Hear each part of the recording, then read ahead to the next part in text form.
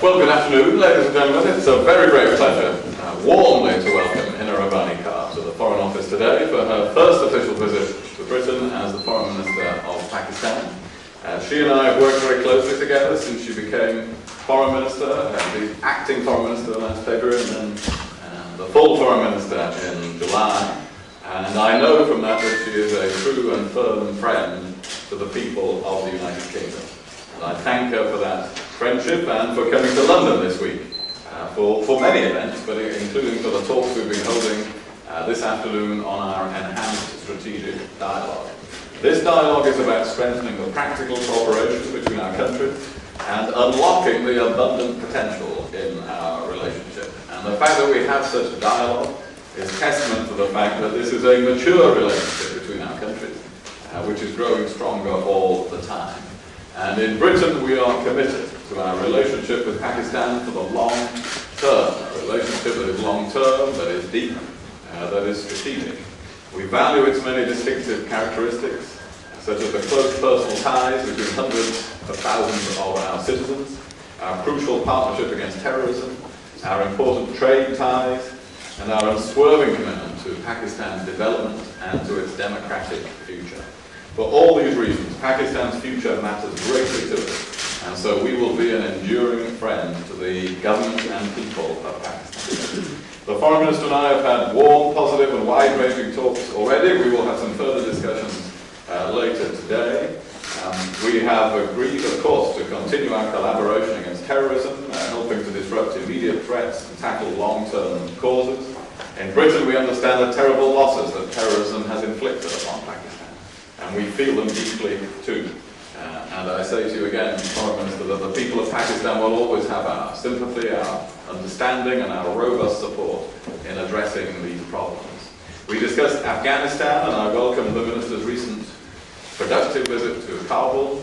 It's vital that further progress is made this year to consolidate the process of transition to Afghan security control, to agree a long-term international commitment to Afghanistan beyond 2014, and to support Afghan-led efforts towards reconciliation and a lasting political settlement. All these things are vital to the long-term security of Britain and Pakistan and to the region.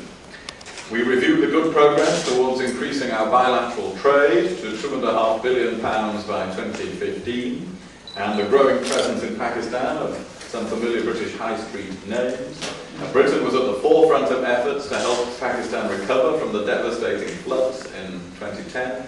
And so we welcome the WTO's very welcome decision to grant a waiver for an EU trade package for Pakistan. We look forward to its swift implementation, and we've been one of the leading countries in the world and the leading country in the European Union in championing that cause.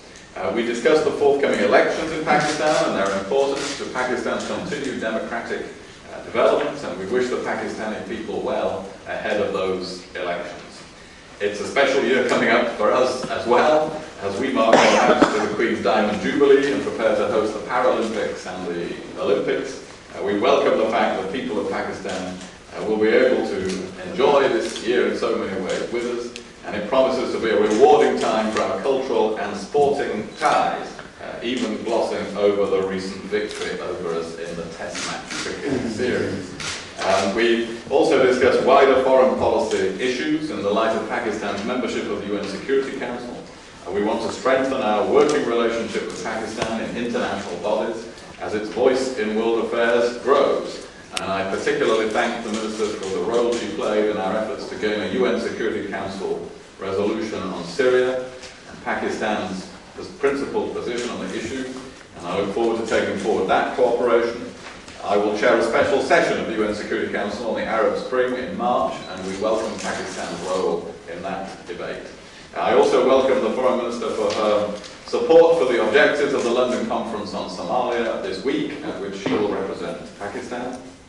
It's vital that our successes in combating Al-Qaeda are not undermined by allowing terrorism to gain a stronger foothold in the Horn of Africa, and that we also address the root causes of instability in Somalia. So, Foreign Ministers, I think you will have noted already in your visit to Britain, there is great interest in and lasting goodwill towards Pakistan here in Britain.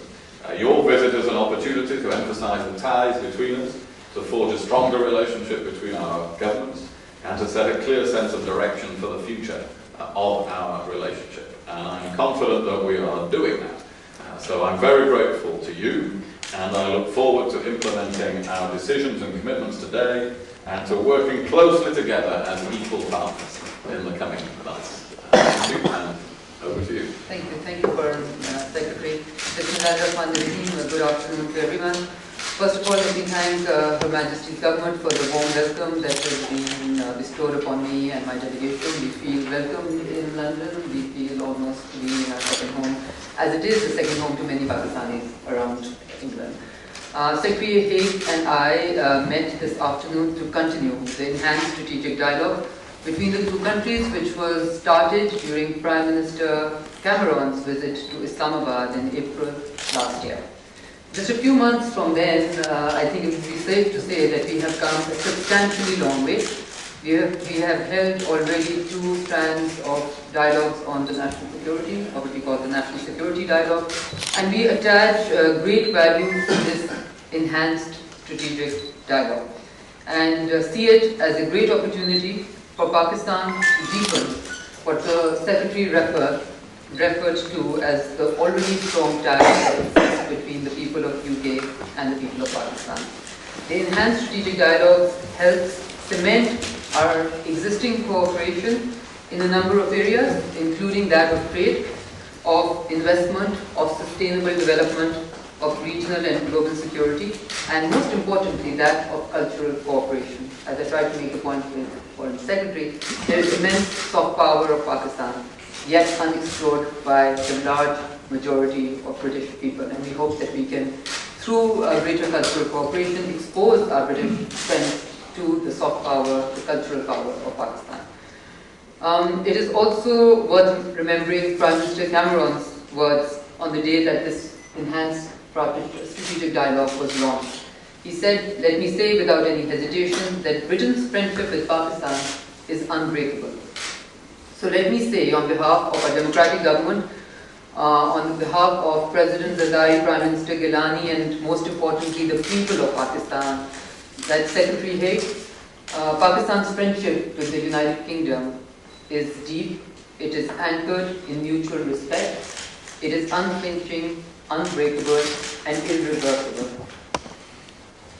We are in Pakistan warm and welcoming, and we are in Pakistan open to old and new friends, and this is the Pakistani way, and I hope that we can nurture this and take this forward.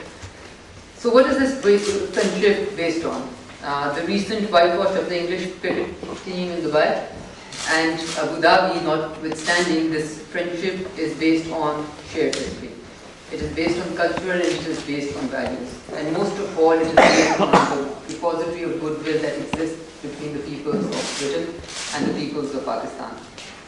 Over 1 million British citizens are of Pakistani origin. Nearly 1.5 million journeys take place between Pakistan and the United Kingdom every year. Through thick and thin, these people-to-people linkages sustain the relationship between our two countries and encourage us to go further. One of the things we sought to achieve through the enhanced strategic dialogue is greater bilateral trade. When we began last year, we kept what we thought to be an ambitious target of $2.5 billion pound sterling trade between the two countries, and as it happens, we have already achieved the target of 1.9 billion sterling. It is almost an unknown feeling to be able to achieve trade and deficit targets, but I think we are almost on our way to be able to achieve the target that we had kept for almost 3 years from today. I'm happy today to be also be able to say that we are rapidly approaching our target, as I have already said. Secretary Hague and I also spoke about additional measures that we may be able to take within this realm, including the establishment of a trade and investment roadmap for this year, continuing into many, many years to come. That is discussed with Lord Green in the morning, and I was able to share and get the endorsement of Foreign Secretary. This roadmap could potentially also be launched when Prime Minister Gilani visits London later this year. I also thank Her Majesty's Government for its support to the Pakistani case at the European Union. And this, I want to pause for a moment and highlight the value of this particular gesture that the United Kingdom led from the front the European Union in the hearts of Pakistan. We felt that our preference for trade and not aid, with the democratic regime cried at the top of its lungs, that Pakistan prefers to be assisted by the world for the peculiar role that it plays as a frontline state in terms of getting preferential market access and not assistance, was heard, it was recognized, and it was worked upon by the British government in the lead with the European Union. We took a few months to be able to reach the WTO waiver, but with your support, Foreign Secretary, I'm proud to say that we are very close to be able to get the we have already received the WTO waiver and get the EU trade package to benefit the people of Pakistan to create real, sustainable economic and other opportunities. The UK, together with Germany, leading from the front, as I already said, has been one of the strongest, if not the strongest, advocates for this.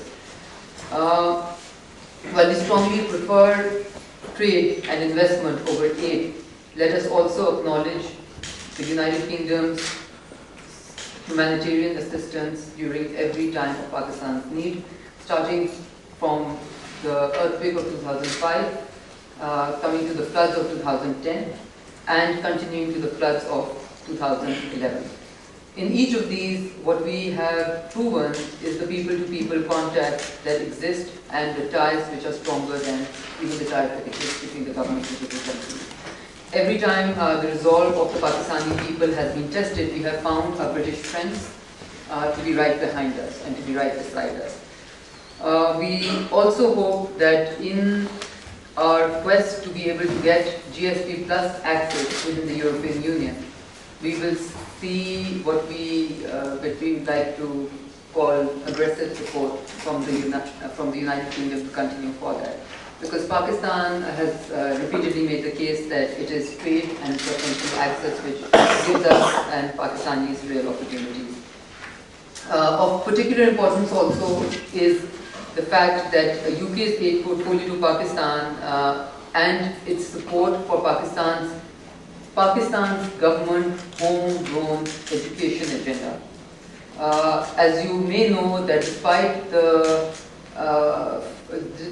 things that you hear about the political system in Pakistan, this democratic dispensation, with all the fights that go on between the political parties have been able to come together to congregate for the sake of national interest 3 times in 3.5 years to be able to make some important constitutional amendments in Pakistan. And one of those amendments include the right, or Pakistan are expressed by Article 25A in the 18th Amendment, which commits Pakistan to the goal of universal education. And we therefore appreciate the UK government's support of £650 sterling over the next 4 years for this particular agenda. Ladies and gentlemen, peace, security and stability of our brothers in Afghanistan is a goal that is very close to the heart of all Pakistanis, and especially this government. I also know that this is a goal which is very close to the heart of the United Kingdom. We know that you have sent troops and lost troops. And I believe you also know that Pakistan has not only lost troops, but thousands of its civilians to try and achieve stability in Afghanistan. I want to share with you the fact that in Pakistan, 10 years from today, when Pakistan became an international partner as a frontline state, there was no suicide bomb attack, or only one suicide bomb attack pre-9/11, and after that there have been hundreds, almost lost count. So we want to make sure that we are well understood, that our goal in Afghanistan is to be able to promote whatever the Afghan troops does.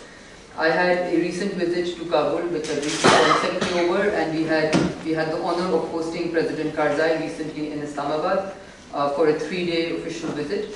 I feel very strongly that Pakistan and Afghanistan are back on track in developing strong bilateral ties, which are an important facet, or which are extremely important for all of us to be able to succeed in our common endeavors. Secretary Hague also inquired about our plans for the NATO-ISAF supply route, and I apprised the Secretary that the NATO-ISAF supply route through Pakistan had been closed by Pakistan's parliament and the parliamentary process that will make a decision about its future is on its way to be completed. Secretary Hague and I also agreed to meet every 6 months to review progress made on various strands of bilateral cooperation and to further cement our unbreakable bond of friendship and cooperation. I thank you all for your time. Thank you very much. Now we're going to have 4 questions, and Carl will pick them out. Adrian Croft. Adrian Croft from Reuters. A question for each of you, if I may. First of all, for the Foreign Minister of Pakistan.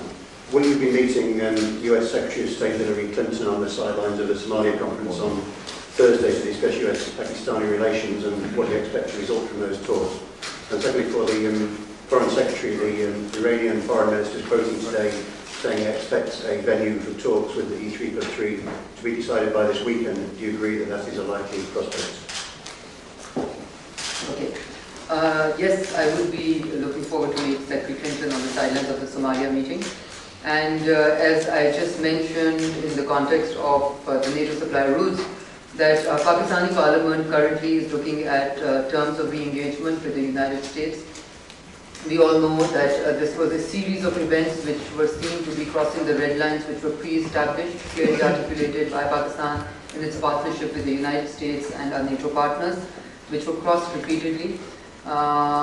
We hope that for the goals that we share, the shared goals and objectives in the region, that of peace and stability within the region, within Afghanistan, Pakistan and the United States will be able to foster their ties. However, there are certain preconditions for that. And the preconditions are that of pursuing what is considered to be in the mutual interest and pursuing a track which is predictable, which is transparent, and which is sustainable. I think sustainability from this relationship has been missing because of the fact that most of the time this relationship has peaked has been in dictatorial times, where a different type of relationship has been pursued in the dark of night and a different type in daylight. And we hope to be able to combine the two and bring to this relationship credibility by the people of Pakistan. So what we are trying to do in government in Pakistan is to expand the scope of this relationship by giving it parliamentary ownership. So we must not be interpreted for it to be an effort to contract the scope of this relationship, but indeed to expand it.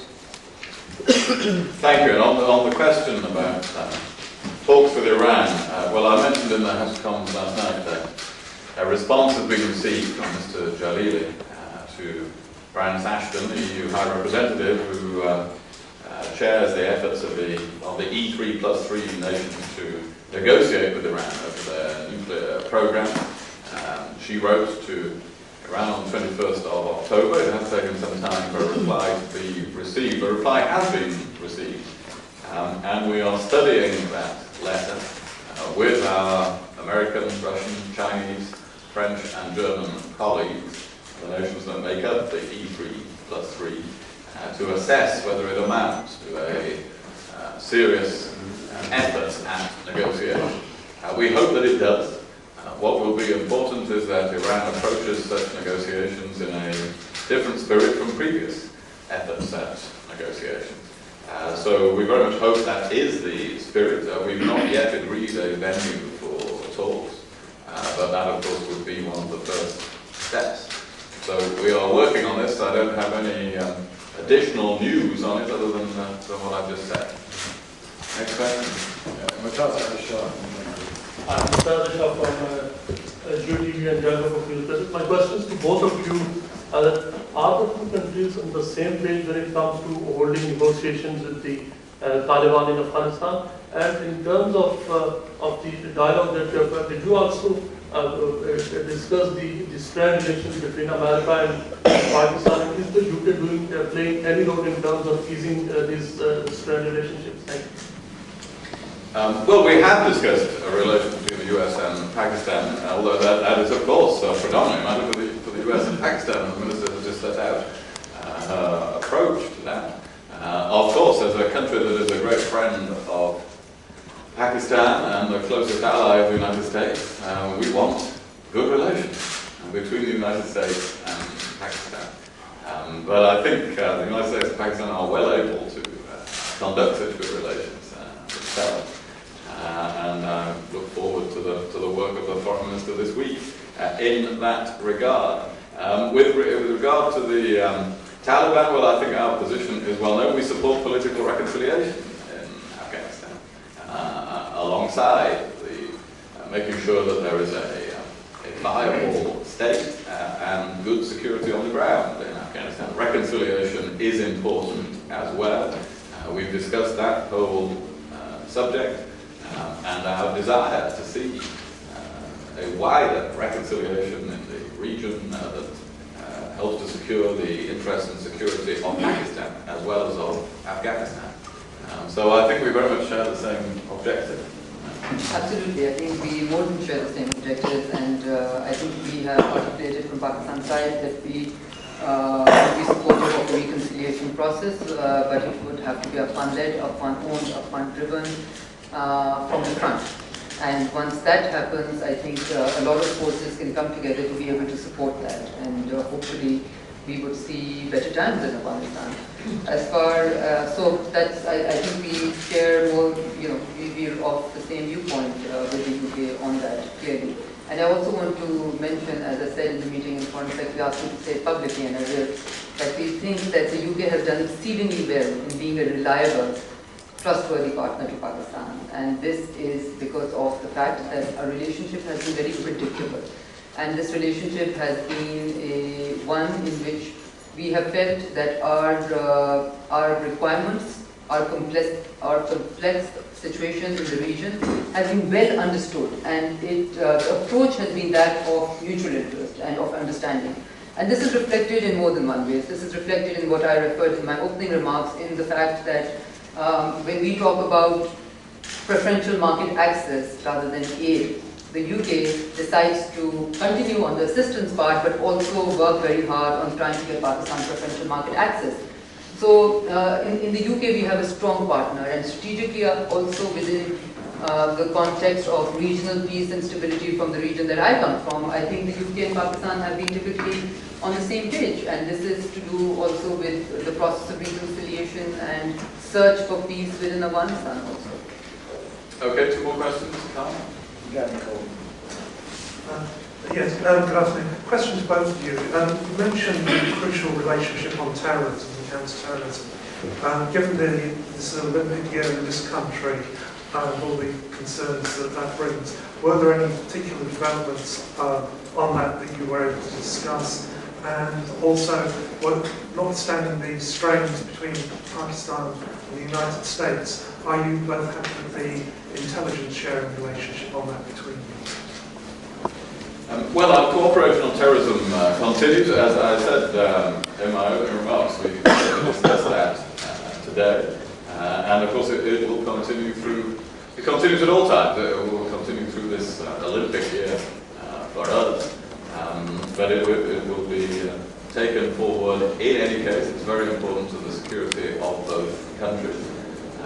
We in the United Kingdom have suffered terrorist attacks, as is well known. The people of Pakistan have suffered more than any other country from terrorist attacks, with the loss of about 30,000 lives. And so I think there is a very strong respect for each other, for the experiences of the people of our countries, and that cooperation will continue. I don't comment on intelligence matters, as you know, so I'm not going to expand in that area. I can just safely say that I think our intelligence agencies have very strong ties, and intelligence sharing is continuing with each other. And from what I hear, there is a great deal of satisfaction to the extent of intelligence sharing. Last question. I have a question for you. My first question is to Pakistan Foreign Minister. Pakistan is facing a lot of problems in the energy sector. And you know the load shedding going on for 20 hours, 22 hours. Did you discuss this issue with the Saudi Hague and other British officials? And if you yes, then what sort of promises or offers did you manage to get? And the question for you is that in the drone attacks, it is a big problem in Pakistan, which is creating a hatred between Pakistan and the United States. Being a close ally to Pakistan, Pakistan and also the United States. Is it possible that Britain can exercise its influence to stop these attacks? Would you like to go first? Yes, I think that's a good time to think. Okay, on energy, clearly, I mean, we did have, as you know, there are 5 strands of this discussion, of this dialogue, and 2 of them are economic and development, and then trade and investment. So in the economic and development, it is a well-known fact that energy constraints in Pakistan, particularly on electricity, on gas, are constraining the full potential of the industrial growth of Pakistan, not only constraining the full potential, but also coming in the way of existing jobs and opportunity. But I think Pakistan, the time has passed for Pakistan to be looking for solutions from elsewhere. Pakistan has to internally search for solutions. As you know, there are multiple projects that we are pursuing in terms of being able to get various sources of energy into the country. Some of them are regional projects, some of them are internal to Pakistan, and we will continue to pursue them. When it comes to technical assistance, we are of course open to pursue that track with any country, but I think the days are gone when we should be looking at our friends to be coming and solving the problems for us. I think we have to look inwards and solve these problems ourselves. On the issue of drone strikes is a matter for the United States and Pakistan, and as I indicated earlier on a wider question about US-Pakistan relations, these 2 countries are well able to conduct their relations themselves. It's important, of course, that what is done to combat terrorism is effective, is as effective as possible. It's also important that it's always in accordance with international law. But this specific issue is for the United States and Pakistan to address. Okay, thank you very much indeed.